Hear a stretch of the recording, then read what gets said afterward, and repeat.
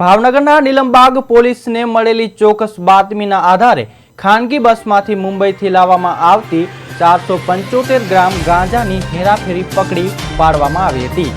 પોલીસે 5 ઇસમોને 2.80 લાખના મુદ્દામાલ સાથે ઝડપી પાડ્યા હતા। તપાસ દરમિયાન ગાંજો ક્રશ કરવાનું મશીન પણ કબજે કરવામાં આવ્યું છે।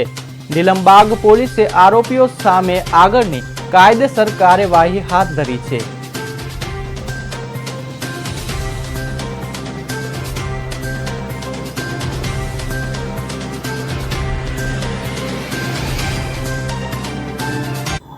નીલમબાગ પોલીસ સ્ટેશનના હેડ કોન્સ્ટેબલ રાજેન્દ્રભાઈ એક અરજીની તપાસમાં હતા।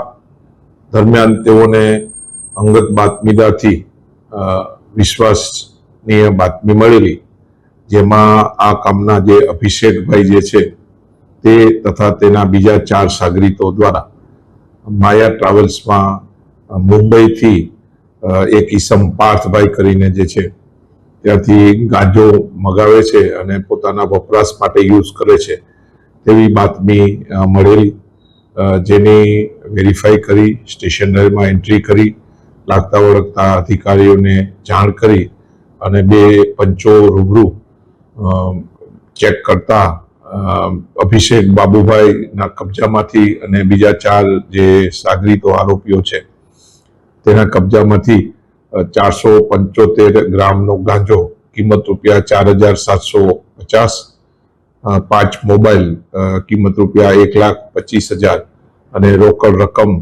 તેમજ 2 તોલા જે કે વેઇટ મશીન તથા જે ગાંજો જે છે તેને ક્રશ કરવાનું એક મશીન, આમ કરી 2,80,000નો મુદ્દામાલ નીલમબાગ પોલીસ દ્વારા કબજે કરવામાં આવેલા છે।